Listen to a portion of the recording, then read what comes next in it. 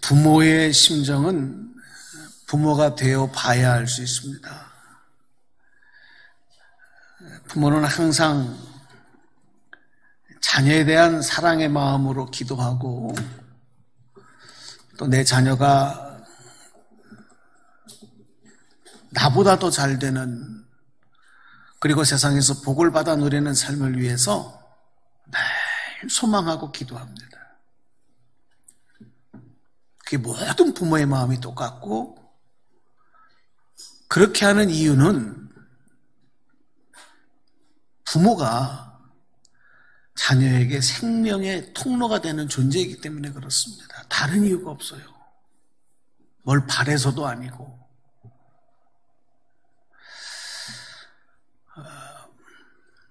오늘 생명의 통로인 부모님 이렇게 제목을 정해봤습니다. 오늘 말씀을 통해서 한번 같이 주님의 주시는 은혜들을 우리 마음속에 나누기를 소망합니다. 이 갈라디아 교회는 여러 교회들, 초대교회에 바울이 세운 교회들이 많이 있었지만 바울이 직접 전도하고 직접 세운 교회, 갈라디아 교회가 그런 교회였기 때문에 그 교회 성도들도 바울에게는 마치 자식과 같았습니다. 부모의 마음이었다는 거예요.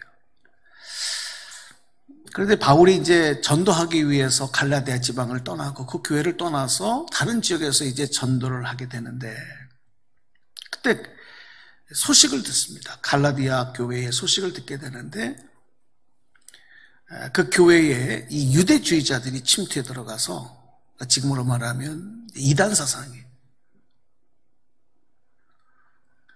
이 복음의 내용을 왜곡시키고 훼손시킨다는 그런 내용을 듣습니다. 성도들의 믿음이 흔들리는 거예요. 그리고 또 한 가지가 바울이 예수님의 제자라고 하는 이 사도권, 그것을 부정하게 하는 거예요. 바울은 사도가 아니다. 예수님께 직접 부름받은 제자가 아니다. 그러면서 할례와 율법을 지켜야만 구원을 얻는 거다. 이렇게 주장을 하면서 이 갈라디아 교인들을 다시 유대교로 귀속시키려고 하는 음모들이 교회 안에서 막 일어났습니다. 이로 인해서 갈라디아 교회와 그 성도들이 큰 혼란에 빠진 겁니다. 이 소식을 들은 바울이 참 안타까웠어요. 걱정하는 마음, 요즘처럼 한 걸음에 달려갈 수도 없고 그래서 편지를 쓰는 겁니다. 그 말씀이 바로 갈라디아서, 우리가 읽는 갈라디아서 말씀이에요. 여러분, 이 자녀들이 고통받고 힘들어하는 것을 보는 부모의 마음은 더 괴롭고 더 아픕니다. 자녀가 힘들어하는 것을 부모는요 너무 힘들어요. 그 모습을 보는 게. 차라리 내가 힘든 게 나아요. 바울은 영적 자녀와 같은 이 갈라디아 교회와 교인들이 믿음의 큰 혼란을 겪고 또 바울의 영적 권위를 실추시키면서 불신하게 만드는 음모로 인해서 그 성도들의 믿음이 흔들리는 이런 내용들을 듣고는 더 이상 주체할 수가 없고서 이 편지에다가 자신의 사도권에 대한 변호 그리고 믿음의 본질에 대해서 이제 설명하면서 그 내용 편지를 보낸 겁니다. 여러분, 이 부모가 자녀에게 부모로서의 권위를 잃어버리면 자녀들이 부모 말 듣지 않아요. 부모의 권위를 잃어버리면 부모를 우습게 여깁니다. 그 앞에 머리 숙이지 않습니다. 교회에서 목회자가 영적 권위를 잃어버리면 전하는 말씀, 증거하는 말씀까지도, 하나님의 말씀까지도 영향력을 잃어버려요. 그리고 목회자의 목회에 순종하지 않습니다. 그래서 결국은 어떻게 됩니까? 성도들이 믿음의 병이 들고 넘어지게 되고 급기야는 교회도 무너지는 거예요. 그러니까 악한 마귀는 가정을 파괴시킬 때 이 부모의 권위를 실추시키는 일부터 시작하는 거예요. 교회를 넘어뜨리게 할 때 목회자의 권위를 실추시키는 거예요. 불신하게 만드는 거예요. 인정하지 않게 만드는 거예요. 바울은 자기가 대접을 받기 위해서가 아니라 자녀와 같은 갈라디아 성도들이 더 믿음으로 굳건해지고 또 복음을 훼손하는 이런 사람들과 맞서 싸우어 승리할 수 있도록 하기 위해서 어쩔 수 없이 자신의 사도권에 대해서 변론을 하는 겁니다. 나를 알아달라는 내용이 아니고. 아까도 말씀드렸지만 사도권이라는 것은 예수님의 택함받은 제자다. 제자의 권위예요. 그러니까 예수님 부활 승천하시고 나서 세워지는 예루살렘 교회 베드로를 중심한 예수님의 제자들이 그 사도권을 가지고 이제 복음의 내용들을 증거하고 교회들이 세워져 갔고, 이방 교회들은 바로 바울이 바로 이 사도권을 가지고 말씀을 증거하고 전도하며 교회들이 세워져 갔단 말이에요. 그게 권위입니다. 제자의 권위입니다. 자, 오늘 갈라디아서 1장 1절 말씀을 우리 세번역 말씀으로 한번 같이 보겠습니다. 자, 바울이 자신의 사도권에 대해서 먼저 변론하는 내용으로 시작하죠. 함께 소리내서 읽어보겠습니다. 시작. 사람들이 세워준 것도 아니요, 사람이 맡겨준 것도 아니요, 오직 예수 그리스도께서 맡겨주시고 또 그분을 죽은 사람들 가운데서 살리신 하나님 아버지께서 맡겨주심으로써 사도가 된 나 바울은, 이렇게 내가 예수님께 택함받은 사도가 된 것은 사람이 세워진 게 아니라는 거예요.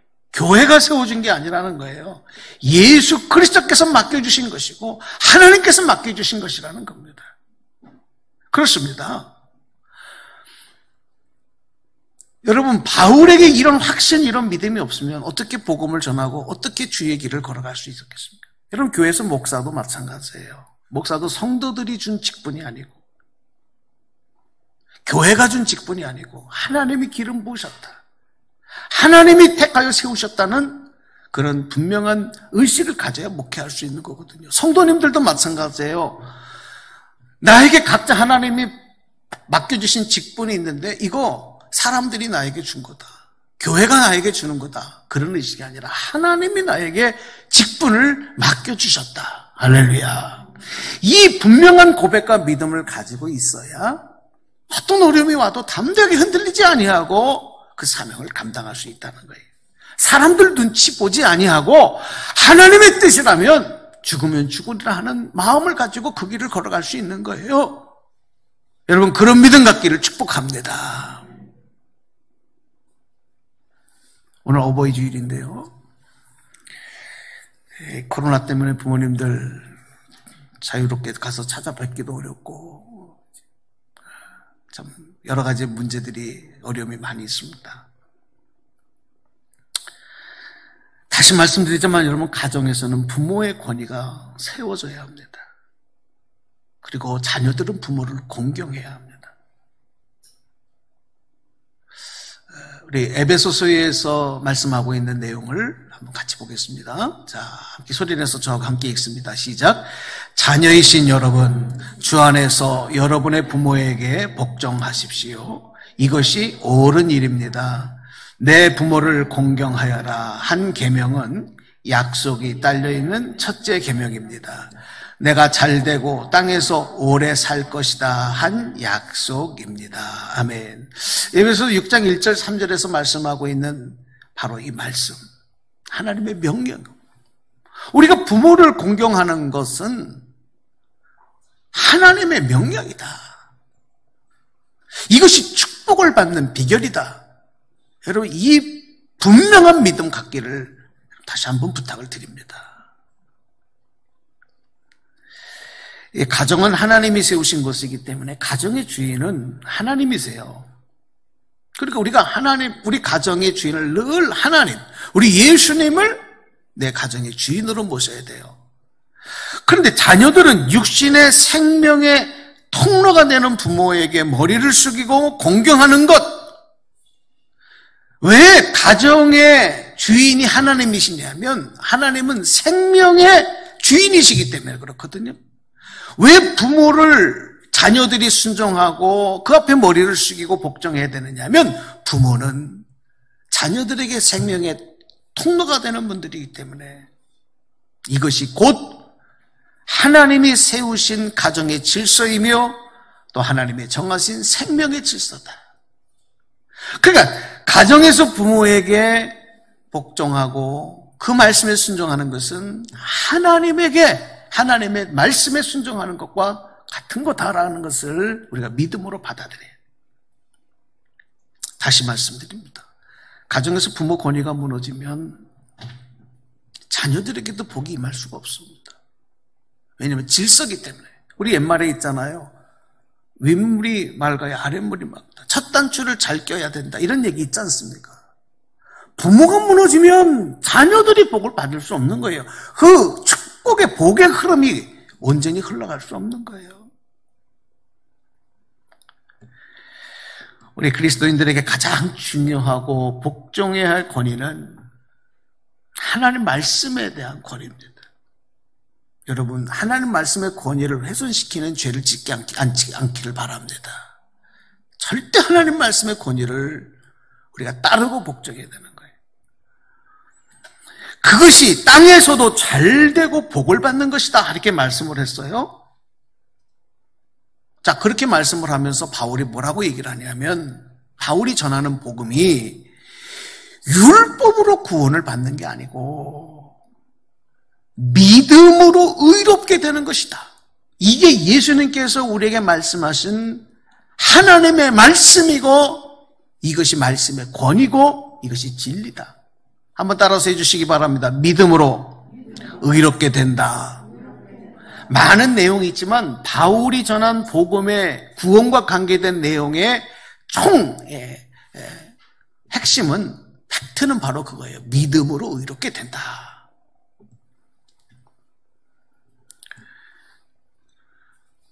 그런데 갈라디아 교회 안에 들어왔던 율법주의자들, 유대주의자들은 아니다. 믿음으로 구원을 받는 게 아니고 믿음으로 의롭게 되는 것이 아니라 모세의 율법을 잘 지켜야 되는 거다. 자, 지금 여기가 충돌이 일어났어요. 모세의 율법을 잘 지켜야 구원을 받는다. 바울이 가르치고 바울이 전한 복음은 율법으로 되는 것이 아니고 믿음으로 의롭게 되는 거다. 자, 그래서 이 내용을 갈라디아서 3장 10절 11절에 이렇게 설명을 했어요. 한번 자세히 보십시오. 한번 소리내서 읽어보겠습니다. 시작. 율법의 행위에 의지하는 사람은 누구나 다 저주 아래 있습니다. 기록된 바 율법책에 기록된 모든 것을 지키지 않는 사람은 다 저주 아래 있다 하였습니다. 하나님 앞에서는 아무도 율법으로 의롭게 되지 못한다는 것이 분명합니다. 의인은 믿음으로 살 것이다 하였기 때문입니다. 여러분, 이 내용을 바울이 그냥 이렇게 이야기하는 것이 아니라 부모의 심정을 가지고 얘기해요. 부모의 마음을 가지고 안타까운 마음을 가지고 지금 얘기하는 거예요. 지금 어쩔 수 없이 떨어져 있는 상황이지만 마치 이 바울의 심정은 그 갈라디아 교회 그리고 지금 믿음의 분명한 확신을 갖지 못하고 흔들리고 있는 성도들을 향해서 마치 암탉의 병아리를 품고 있는 그런 심정을 가지고 지금 설명하며 증거하고 있는 것입니다.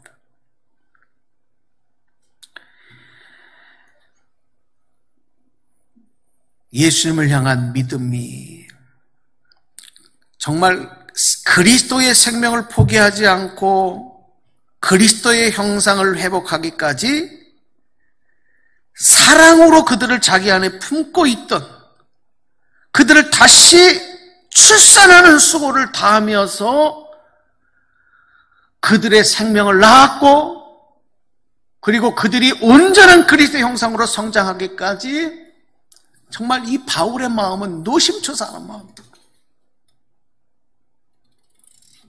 그러면서 그 마음, 자신의 그 마음을 오늘 본문에서 그래서 그렇게 얘기를 한 거예요. 갈라디아서 4장 19절 말씀. 자, 한 번 더 읽어보겠습니다. 시작. 나의 자녀 여러분, 나는 여러분 속에 그리스도의 형상이 이루어지기까지 다시 해산의 고통을 겪습니다. 이 바울의 심정. 여러분 그렇습니다. 부모가 자녀의 생명을 해산하는 수고를 하듯 예수님께서는 우리에게 새 생명, 깨어졌던 하나님의 형상을 다시 회복하는 새 생명을 주시기 위해서 그 해산하는 수고와 고통을 십자가에서 당하신 거예요. 그리고 우리를 다시 낳았어요. 하나님의 자녀의 생명, 자녀의 권세를 다시 허락해 주신 거예요. 그래서 자녀에게 부모가 생명의 통로인 것처럼 예수 그리스도는 죄인들에게 새 생명의 통로가 되신 분인 겁니다. 여러분 깨닫는 분들 아멘 하시기 바랍니다.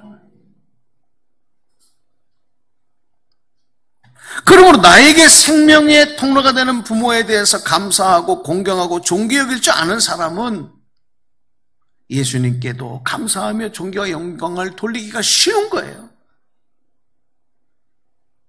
왜? 이런 원리를 알면, 그렇구나. 육신의 부모를 공경하라고 하는 것은 여러분 윤리, 도덕 이전에 하나님의 명령입니다. 사람이 이 땅에 태어나는 것, 오늘 저와 여러분이 이 땅에 태어나서 지금까지 살고 있는 것, 이거 실수나 우연이 아닙니다. 인간의 계획으로 된 게 아닙니다. 여러분 다 아시잖아요. 철저한 하나님의 계획이 아니면 오늘 저와 여러분이 이렇게 인간의 모습으로 생명을 가지고 살 수 없는 거예요. 이 땅에 태어날 수 없는 거예요. 자, 우리가 그런 내용을 성경에서 이렇게 보면 아브라함의 아내였던 사라가 이제 이삭을 잉태하고 출산하는 것, 이게 이제 하나님의 약속이 성취된 사건으로 말씀을 하잖아요. 인간적인 측면으로 볼 때 아브라함의 나이가 100세, 사라의 나이가 90세 이 아들을 출산합니다. 이건 사람의 노력으로 불가능한 거고 생리적으로 불가능한 거 아니겠습니까? 그런데 하나님의 약속이 있었기 때문에 그 사라가 생명을 잉태하고 그 생명을 낳는 거예요. 이삭의 육체적인 생명이 아브라함과 사라로부터 왔지만 그 본래 생명은 하나님께 있었던 거죠. 부모는 단지 통로였던 것입니다. 여러분 믿으십시오. 믿으시기 바랍니다. 예수님이 육신의 생명이 요셉과 마리아를 통해서 이 땅에 태어나셨지만 그 본래 생명은 하나님에게 있는 거예요. 하나님의 아들이시라는 거예요. 할렐루야. 육신의 부모는 생명의 통로인 거예요. 특히 생명을 잉태하고 출산하는 수고를 하는 어머니는 그 일을 위해서 자신의 생명과 인생을 아낌없이 내어놓습니다. 그리고 생명을 출산한 뒤에도 그 생명을 양육하기 위해서 자신의 모든 것을 내어주고 헌신하는 모든 부모님들, 모든 어머니들이 다 그래요. 그러므로 자녀는 나를 위해서 희생하고 사랑하는 부모님을, 그 헌신을 존경하고 감사하고 그 정성에 그 사랑에 보답하는 마음으로 효를 다해야 되는 거예요. 효도는 여러분 윤리적으로 행하는 일이 아니에요. 생명의 질서예요. 유교에서 가르치는 사상이 아니고 하나님의 명령인 거예요.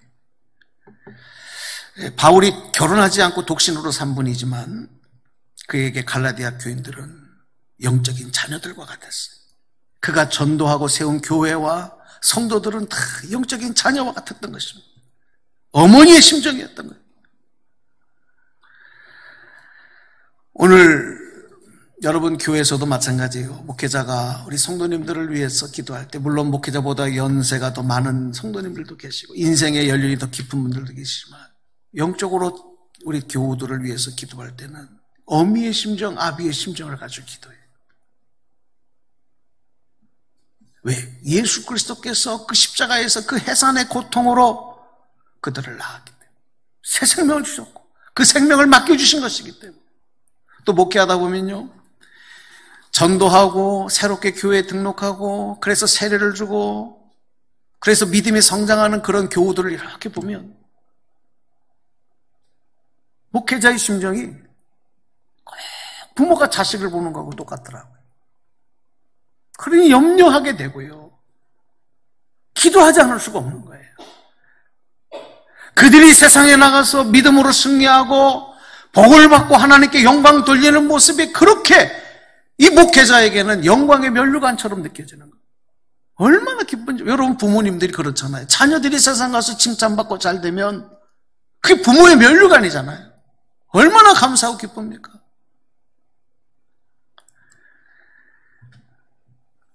교회는 인류 역사 속에서 예수님의 생명이 잊혀지지 않고 생명의 길을 따라갈 수 있도록 예수님의 생명을 품고 그 생명을 전하는 생명의 통로와 같은 곳으로 주님이 세우셨고 지금도 존재하고 있는 거예요.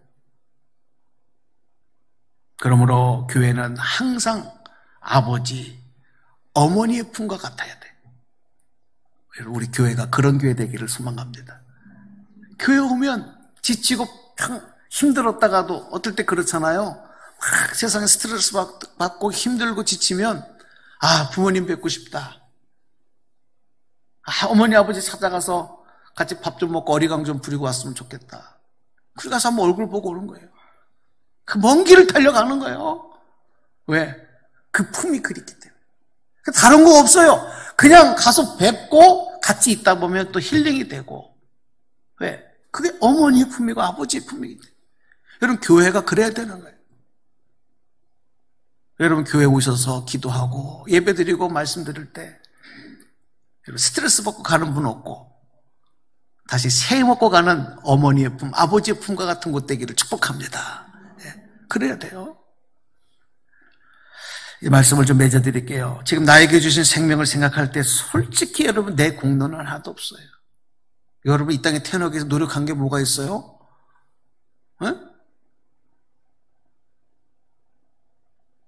하나도 없어요. 내 공로는 없어요. 생명과 관계에서 내 공로는 하나도 없는 거예요. 그래서 나에게 생명 주신 내 부모에게 생명의 통로가 된 내 부모에게 늘 감사하고 교회에서는 목회자에 그리고 또 나에게 새 생명 주신 예수님에게 생명이 그는 대신 하나님께 늘 감사한 마음을 갖는 거예요. 이게 내가 잘 되는 비결이에요. 내가 복을 받는 게 비결이고 내가 하나님의 생명의 질서를 따라가는 온전한 자녀가 되는 모습이다. 오늘 어버이 주일을 맞이하면서 오늘 말씀 여러분에게 드리고 내 부모를 공경하라. 그냥 매일 듣는 식상한 소리로 듣지 마시고 정말 여러분 복받는 비결로 얻으셔서 부모님에게 여러분 공경하시고 혹 우리 성도님 중에서는 부모님이 예수님 안 믿고 신앙생활 안 한 분들도 계실 수 있어요. 불신을 가지신 거죠. 불신자의 부모도 계실 수 있지만 그러나 모두가 나에게는 생명의 통로가 되는 분이에요. 그래서 잘해야 되는 겁니다. 더 잘해야 되는 거예요. 부모님이 믿지 않고 아직 구원받지 못했다고 한다면 더 잘해야 되는 거예요. 더 효도해야 되는 거예요. 감동을 드려야 되는 거예요. 그리고 돌아가시기 전에 예수님 영접하고 천국 가야 될 거 아니에요. 땅에서 아무리 세상에서 좋은 것 사드리고 좋은 것 대접해드리고 용돈 많이 주면 그것도 효도지만 천국에서 영생 복락을 누리게 하기 위해서. 근데 말로는 안 되잖아요. 그러니까 더 효도하고 더 공경하고 더 존경해야 돼. 그리고 꼭 예수 믿고 구원받을 수 있도록 여러분 기도하시고 사랑으로 권면하시고,